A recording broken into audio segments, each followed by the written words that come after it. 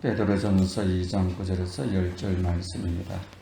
그러나 너희는 택하신 족속이요 왕같은 제사장들이요 거룩한 나라요 그의 소유가 된 백성이니 이는 너희를 어두운 데서 불러내어 그의 기이한 빛에 들어가게 하신 이의 아름다운 덕을 선포하게 하려 하심이라. 너희가 전에는 백성이 아니더니 이제는 하나님의 백성이요 전에는 국류를 얻지 못하였더니 이제는 국류를 얻은 자니라. 아멘. 본문의 말씀은 우리 지난 주일에 이어 우리 그리스도인이 된 것, 우리가 하나님의 자녀가 된 것, 얼마나 놀라운 축복이고 영광인가. 우리는 하나님의 자녀가 된 것에 대한 자부심을 갖고 믿음으로 담대히 살아가자고 말했습니다. 지난주에 이어서 우리가 하나님의 자녀된 신분, 예수 그리스도를 믿는 그리스찬의 신분이 무엇냐? 이 신분에 대해서 살펴보려고 합니다. 베드로 사도는 당시 예수를 믿는 그리스찬들, 기독교인들이 네로 황제에서 박해를 받는 시대 속에 살아가고 있었어요. 그래서 그들은 베드로전서 1장 1절에 보면 본도, 갈라디아, 갑바도기아, 아시아와 비두니아로 뿔뿔이 다 흩어져 버렸습니다. 지하 동굴이나 그들이 숨어서 예배를 드리고 때로는 혼자 기도하고 홀로 하나님 앞에 나아가는 그런 신앙을 하고 있을 때에 베드로 사도는 우리 그리스도인은 하나님의 그 놀라운 신분을 갖고 있다.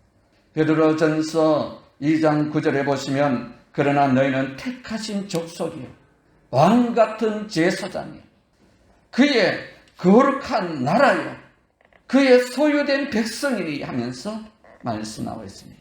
오늘은 두 번째로 왕같은 제사장이요 하는 말씀을 통해서 은혜를 받고자 원합니다. 왕처럼 권세가 있고 왕과 같은 그런 직임을 갖고 일을 하는 제사장, 이런 의미입니다. 제사장이라는 또 구약에 보면은 백성들의 죄를 갖고 하나님 그 성소에 들어가서 그 대신 그들의 죄를 위해서 하나님 앞에 중보하며 용서해 주는 그런 일을 하는 중보자의 일, 그 제사장 일이라고 말합니다. 구약의 당시는, 지금은 우리나라는 민주주의라서 대통령을 뽑을 때에 국민에 의해서 한 사람 한 사람 투표에 의해서 뽑히게 되잖아요. 그러나 구약 당시, 그 당시에는 신정국가였어요. 하나님이 누구를 선택을 한다는 거예요. 그래서 하나님이 이 나라를 다스려야 되는데 하나님 대신에 하나님의 왕권을 그 어느 한 사람에게 주어서 그 사람을 선택해서 하나님이 기름을 붓는다. 기름 부음. 그래서 하나님이 기름을 부었다 해서 기름 부음을 받아 했다 하면은 하나님이 이 사람을 선택했다는 거예요. 하나님이 이 사람을 왕으로 뽑았다는 거예요. 그래서 하나님이 그분에게 하나님의 권세를 주어서 이 나라를 다스리도록 하는 그 놀라운 은혜. 그래서 왕이라면 그 당시에는 누구나 하나님이 선택을 했단다. 백성이 선택한 것이 아니라 천지를 창조하신 하나님이 그분에게 기름을 부어 왕으로 세웠었단다. 그러니까 왕권이 얼마나 대단하겠어요. 그리고 제사장도 마찬가지입니다. 사람이 뽑아서 기름 부은 것이 아니라 하나님이 너는 제사장의 일로 아무도 누구나 하나님 앞에 나올 수가 없는 시대였어요. 그래서 하나님이 선택한 그 제사장을 뽑아서 그 제사장의 기름을 부어서 이 사람은 하나님과 사람 사이에 교통할 수 있도록 이 제사장이 하나님 앞에 마음대로 언제든지 나와서 백성들의 죄를 갖고 하나님 사이에 중보하는 그런 사람이에요. 그러니까 사람들 가운데 제사장이라 하면 그 당시에 하나님이 선택한 사람, 하나님이 기름 부어서 하나님을 만날 수 있는 특권을 받은 사람, 그러니까 얼마나 많은 사람들이 제사장에 대한 존경심, 경외심, 부러움, 하나님이 기름을 부어서 하나님이 일을 할 수 있도록 이런 특권을 줬으니까 그 이스라엘 백성들에게는 왕이나 제사장 하면은 껍벅 죽는 거예요. 고난을 당하고 박해를 당하고 뿔뿔이 흩어져 있는 그리스도인들에게 베드로 사도는 너희는 왕 같은 제사장이 아니냐. 네로가 박해한다 할지라도 그 박해 속에서 주눅들고 예수 믿는 것 때문에 주눅들고 내가 왜 예수를 믿고 이렇게 고통을 당하냐, 괴로움을 당하냐, 쫓김을 당하냐 이렇게 생각하지 말고 하나님이 당신들에게 왕 같은 제사장의 신분을 주시지 않았냐. 그러므로 당당한 자부심을 갖고 그 시대를 이끌어갈 수 있는 그런 사람으로 살아가라. 그러고 난 이후에 초대교회 성도들은 그 고난과 박해를 이겨내고 불과 얼마 되지 않아서 콘스탄티누스 대제 때에 로마는 하나님 나라 기독교 국가로 선포를 해버립니다. 그러므로 우리가 신앙생활 할 때 어떠한 신분이 나에게 주어지는가 이것을 알게 되면 우리는 신앙생활을 하는데 힘이 역동적인 힘이 생기게 됩니다. 그래서 우리는 하나님의 말씀을 믿음으로 받아들일 때에 당시 초대교회에 흩어져 있던 그리스도인들이 베드로 사도가 말씀을 보냈을 때 이 말씀을 믿음으로 받아들였을 때 그들에게는 놀라운 역사가 일어나기 시작했던 것입니다. 예수 그리스도는 대제사장이십니다. 히브리서 4장 14절에 그러므로 우리에게 큰 대제사장이 계시니 제사장 중에 대제사장. 그때 예수님을 가리켜서 히브리서 4장 14절에 큰 대제사장. 대제사장 중에도 더 큰 대제사장이라고 히브리서 기자는 붙여있어요. 큰 대제사장이신 예수 그리스도. 구약에는 짐승을 잡고 짐승의 피로 갖고 제사를 드렸어요. 백성의 죄를 용서를 받고 했어요. 그러나 예수 그리스도께서 친히 큰 대제사장이 되어서 자기가 짐승의 피로 우리의 죄를 용서해 주시는 것이 아니라 친히 하나님이 그분이 이 땅에 오셔서 우리의 죄를 위하여 십자가에 못 박혀 달려 돌아가시고 제물이 되어서 구약시대는 죄를 지을 때마다 번제를 드렸어요. 그러나 큰 대제사장 그분이 친히 번제물 한 번으로 말미암아 우리의 오고 가는 모든 이 세상의 모든 사람들뿐 아니라 우리 인생의 과거와 현재와 앞으로 지어야 할 모든 죄들까지 싸그리 다 한 번으로 용서를 했다는 거예요. 아멘? 이게 큰 은혜죠. 예수 그리스도의 단 한 번으로 그 십자가의 제물 되심으로 말미암아 우리 인생의 모든 죄가 송두리째 깨끗하게 예수를 믿는 자에게 용서를 받고 하나님의 자녀가 될 뿐 아니라 하나님의 자녀가 되는 이 놀라운 건설로운 축복이지만 하나님의 자녀가 된 그리스도인에게 왕같은 제사장의 직분을 우리에게도 해 주셨다는 거예요. 왜? 그리스도가 우리 안에 계시니. 큰 대제사장이 내 안에 계시니 나도 작은 예수가 되어서 예수님처럼 그런 영화로운 꿈을 갖고 살아갈 수 있도록 하나님이 길을 열어주셨다고.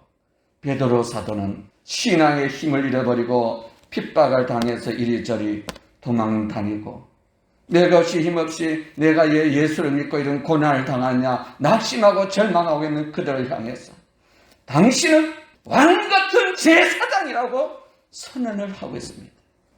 오늘 우리는 이 성경 말씀 속에 많고 많은 말씀이 있지만 이 어린이 주일을 맞이하여 우리 주일학교 아이들이 또 우리 본인들이 남은 생일을 살아갈 때 나는 왕같은 제사장이란 신분이 내 가슴에 파고 들어온다면 우리 인생은 놀라운 역사가 일어날 줄로 믿습니다. 큰 대제사장이신 그분이 나를 위하여 십자가에 못 박혀 달려 돌아가시고 죽으시고 부활 승천하시고 하나님의 보호자 우편에 계십니다. 오늘 우리 가운데 예배 가운데 우리 눈에는 보이지 않지만 지금 또 우리와 함께하고 있음을 믿습니다. 영원히 영광을 받으실 예수 그리스도, 내 영혼을 영원한 천국의 복락을 누릴 수 있도록 하나님의 자녀 삼아주시고, 죄가 많지만 나를 의롭다 하시고 거룩하다 하시고 예수 그리스도의 옷으로 덮어씌우시자 하나님 보실 때에 그 자녀는 죄가 없어요, 이 말이에요. 그래서 우리는 하나님 앞에, 하나님의 보호자 앞으로 예수 그리스도께서 친히 십자가에 못 박혀 달려 돌아가실 때에 지성소의 휘장을 위로부터 아래로 찢어주시고, 우리가 제사장이니 하나님 보호자 앞에 누구든지 나아가 하나님을 만나고 아뢰올 수 있는 특권을 주셨다는 것. 성경에 보면 하나님을 만난 인생, 하나님을 만난 사람, 인생에 놀라운 변화가 일어났습니다. 좋은 쪽으로, 복된 쪽으로 변화가 일어났습니다. 하나님을 만나고 싶지만 만날 수가 없는 거예요. 왜? 죄인이기 때문에.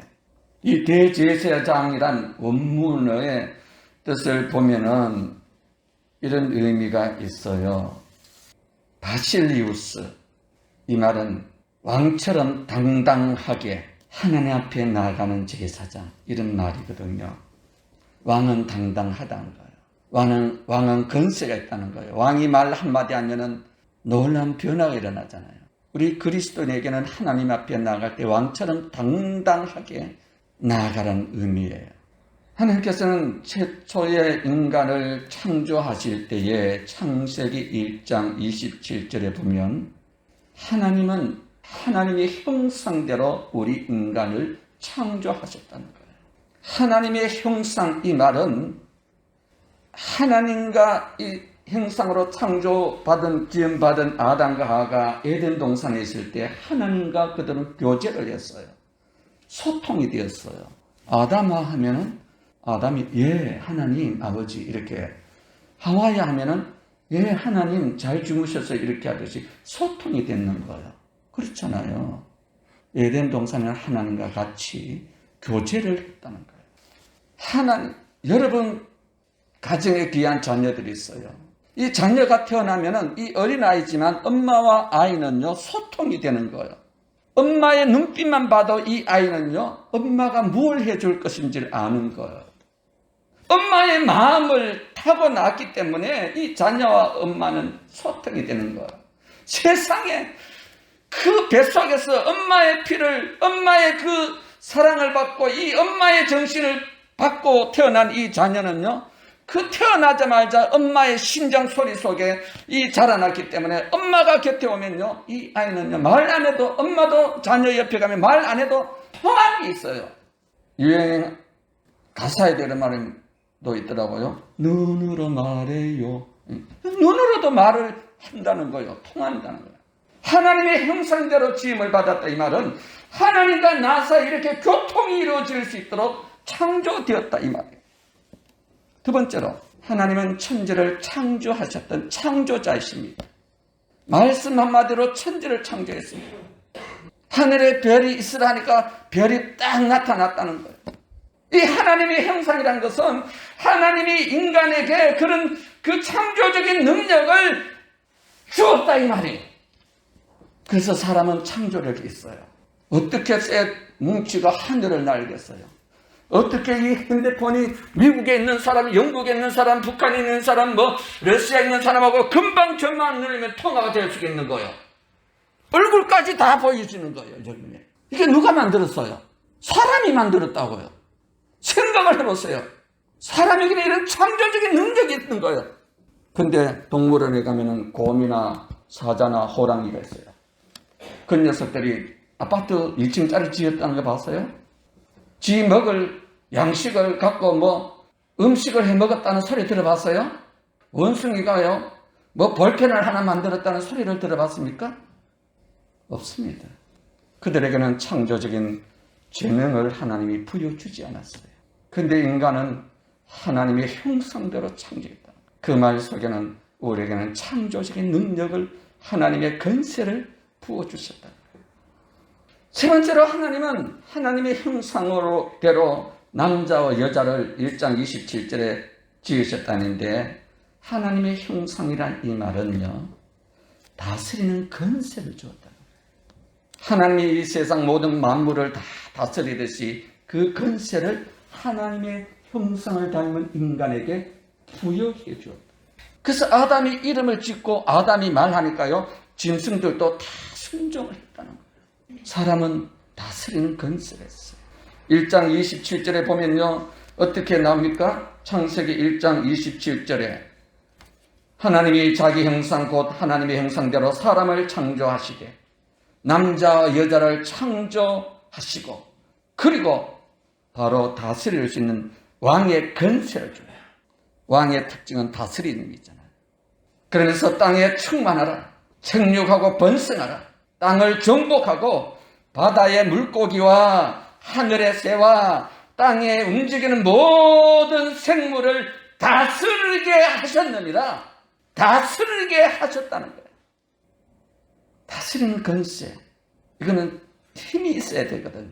땅의 모든 것을 다스릴 수 있는 능력을 하나님이 인간에게, 형상을 닮은 인간에게 부여해 줬어요. 그런데 이 다스릴 권세를, 하나님과 교제하는 권세를, 창조의 그 권능을, 하나님의 속성을 닮은 이 형상을 닮은 우리 인생들이 모든 것을 상실해 버리는 때입니다. 하나님처럼 이렇게 다스리고 하나님처럼 하나님과 교제를 하고 하나님의 이 속성을 닮은 인생으로 하여금 이 일을 하지 못하도록 사단이 뱀으로 나타나가지고 화를 깨는 거죠. 하와야, 하나님이 정말로 동산에 있는 모든 열매들을 먹지 말라고 하더냐? 다른 거 다 먹대. 동산나무에 있는 열매 다 먹으라 했어. 그런데 중앙에 있는 선악을 알게 하는 열매는 먹지 말라 했거든. 아, 그래? 너 바보같이. 왜 하나님이 그걸 먹지 말라 했노? 이 바보야. 등신아. 내가 그것을 먹는 날에 너도 하나님처럼 될 것 같으니까 하나님이 먹지 말라 했는 거야, 이 바보 등신아. 그러니까 하와가 생각해 보니까, 이야, 그럴듯하잖아요. 하나님처럼 될 것 같으니까 하나님이 나보고 그거 먹지 말라 했는데, 이야, 사단의 말이, 마귀의 말이 솔깃하게 들려는 거예요. 그래서 그 마귀의 말을 듣고 선악과를 따먹을 때에 그 아담도 같이 먹게 되는 거예요. 그러니까 순식간에 다스리는 권한이 사라집니다. 하나님과 교제하는 관계가 깨져버립니다. 창조의 능력이 상실해 버렸거든요. 그래서 인생은 고통이 시작되는 거죠. 바울은 이 사건을 이렇게 말합니다. 로마서 5장 17절에 한 사람 아담의 범죄로 말미암아 사망이 그 한 사람을 통하여 왕노릇하고 아담의 범죄함으로 말미암아 죽음의 영이, 사망의 영이, 사단의 영이 나를 지배하고 다스리게 되었다는 거야. 근데 한 분 예수 그리스도의 죽음으로 말미암아 생명 안에서 왕노릇하게 된다. 예수 그리스도로 말미암아 우리는 생명 안에서 왕노릇하게 되었다고 바울 사도는 말하고 있어요. 잃어버렸던 하나님의 형상을 예수 그리스도의 죽음으로 말미암아, 예수 그리스도 그분을 믿음으로 말미암아 우리가 하나님의 자녀가 되었고, 하나님의 자녀가 된 우리를 예수 그리스도로 하나님의 놀라운 천국을 이루게 하시고 우리로 하여금 이 세상을 살아갈 때에 왕노릇할 수 있도록, 저 천국에서도 왕노릇할 수 있도록 우리를 하나님의 자녀로 삼아 주셨다는 거예요. 하나님 아버지가 왕이니까, 전능하신 왕이니까, 왕의 자녀는 누구요? 응? 왕의 자녀가 뭐예요? 아버지가 죽으면 그 왕의 자녀가 왕이 되는 거예요. 그걸 왕자라 그러잖아요. 그래서 주일학교 가면은 이런 노래를 많이 불러요. 어떤 노래입니까? 제가 한번 어린 시절에 불렸던 노래. 왕 나는 왕자다. 하나님 나라에 나는 왕자다. 내가 비록 어릴지라도 나는 왕자다. 내 앞길 가로막는 자 모두 다 물리치리라. 내가 왕자니까 네 앞에 가로막는 자 내가 다 물리치리라. 어릴 때부터 이런 교육을 하라. 내 앞에 가로막힌 모든 장애물은 나세는 예수 이름으로 다 물리치고 하나님의 나라 시온의 대로를 내가 걸어가리라. 이 세상을 앞장서 나가는 리더십, 로드십, 그런 꿈을 주는 주일학교 교회. 나는 왕, 나는 왕, 나는 왕자다. 우리가 어떤 생각을, 어떤 사고를, 어떤 믿음을 받아들이느냐가 우리 인생의 미래를 결정 지을 수가 있다는 거예요. 우리는 하나님의 자녀가 되었어요. 예수 그리스도를 믿음으로 말미암아 하나님의 자녀가 되었는데, 하나님의 자녀가 된 이것은 하나님이 미리 예정해놓고 선택했다는 게, 창조전에 나를 하나님의 자녀로 선택해놨다. 예수 그리스도로 말미암아 우리는 거듭나고 구원을 받았어요. 구원받은 우리를 하나님의 자녀, 왕의 자녀란 거예요.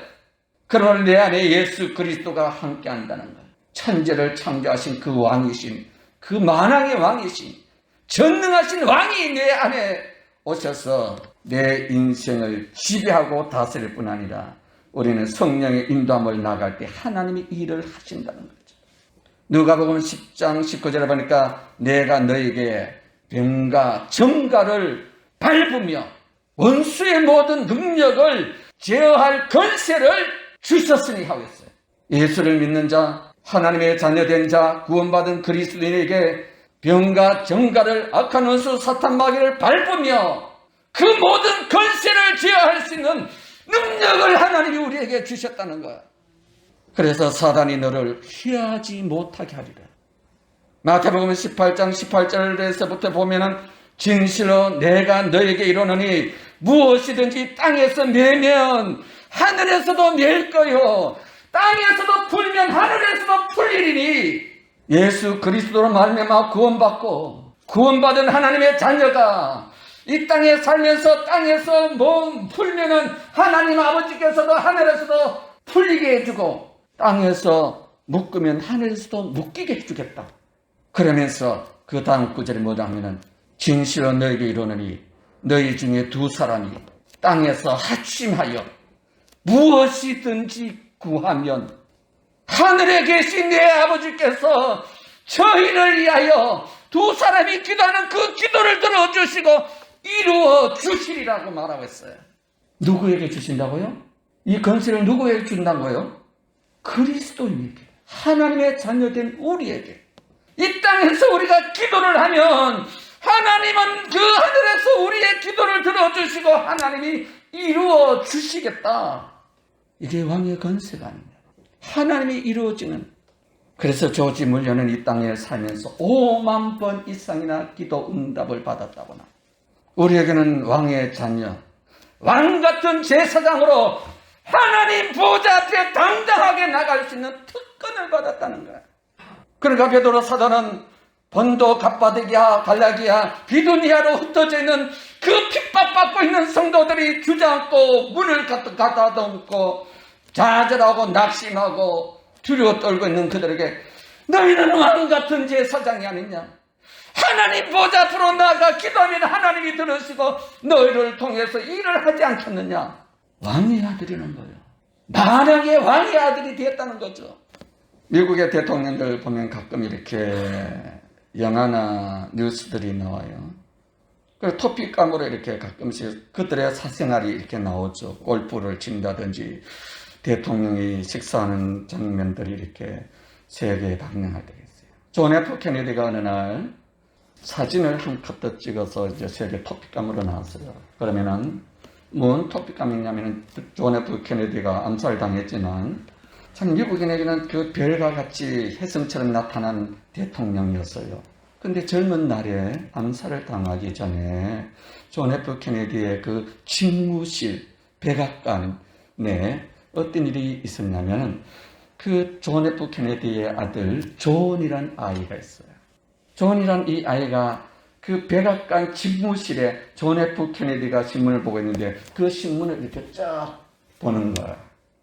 야, 미국 대통령 백악관 아무나 들어갑니까? 아무나 못 들어가요. 우리나라 청와대 아무나 들어갑니까? 못 들어가요. 제가 청와대 한번 가봤는데 검문을 한 4번, 5번을 해야 돼요. 그리고 들어가서도 대통령이 그때 시간이 없이 못 만나는 거예요. 아무나 안 만납니다. 근데 대통령의 아들 존은 지멋대로 들어가는 거야. 방문에 노크도 안 하고 들어가는 거예요. 생각을 해보세요. 미국의 경호원이 얼마나 철저합니까? FBI는. 그런데 대통령 직무실에 노크 안 하고 누가 들어갈 수가 있겠어요? 근데 아들 존은 노크 없이 발빵 차면서 들어가는 거야. 그러고 아버지가 신문을 읽는데 그냥 머리를 뒤밀고, 누가 대통령이 신문 보는데 누가 어떤 놈이 대통령 머리 눈앞에 머리를 내미는 사람이 어디 있어요? 아들 외에는 할 수가 없는 거예요.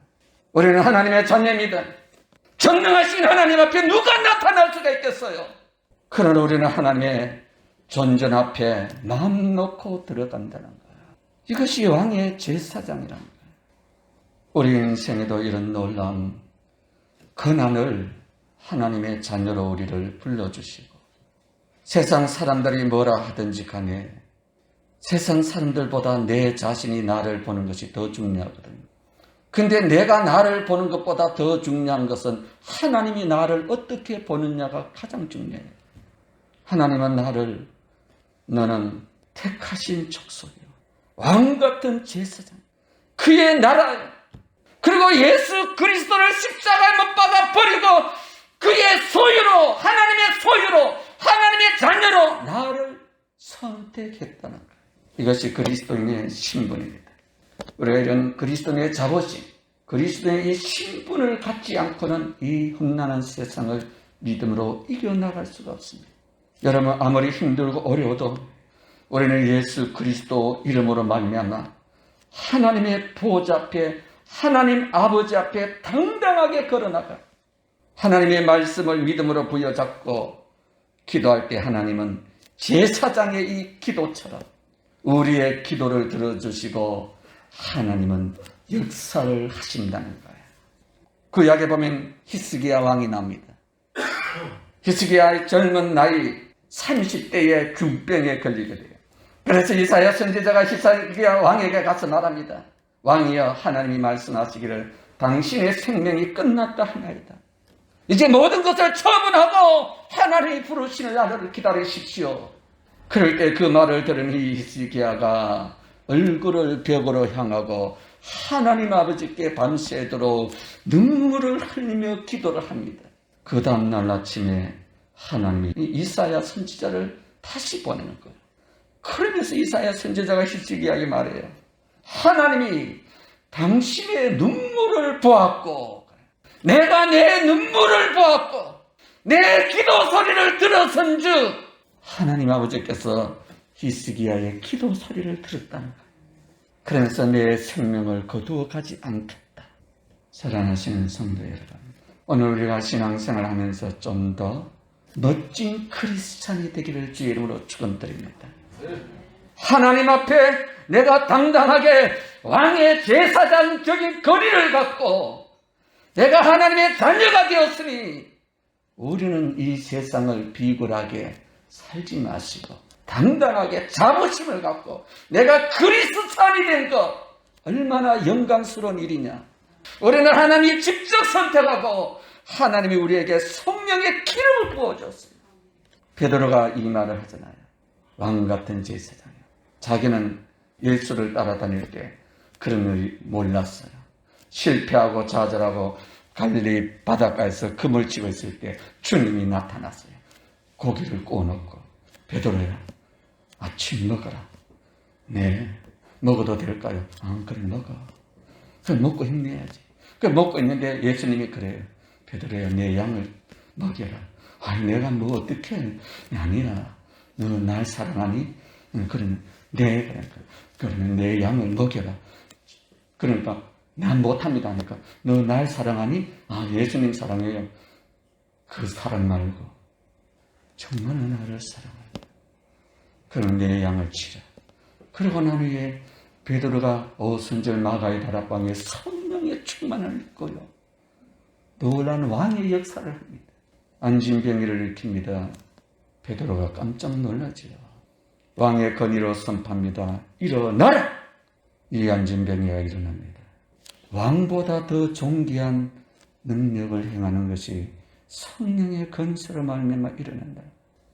우리 그리스도인은 이 땅에 살면서 당당한 왕의 권세를 갖고 살아갈 때에 여러분의 남은 생에 우리 주일학교 어린 생애가 만약에 성령을 받고 이런 왕의 근 있는 제사장의 삶을 살아간다면 하나님이 그 삶을 통해서 놀랍게 역사할 줄로 믿습니다.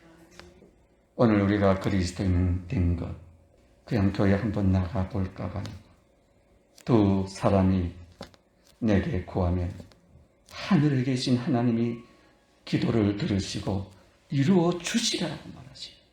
오늘 우리는 만왕의 왕 되신 예수 그리스도로 말미암아 하나님의 자녀가 되었고 성령님이 오늘 우리와 함께 하시고 내 등 뒤에 내 앞에 하나님이 함께 하시고 하나님이 내 인생을 복된 길로 인도하고 계시고 십자가에 못 박혀 달려 돌아가신 그 예수님이 내 안에 나와 함께 동행하니 이 세상에 우리가 뭐 부족하겠습니까? 남은 생에 믿음의 이 자부심을 갖고 복되게 살아가기를 주의 이름으로 축원드립니다.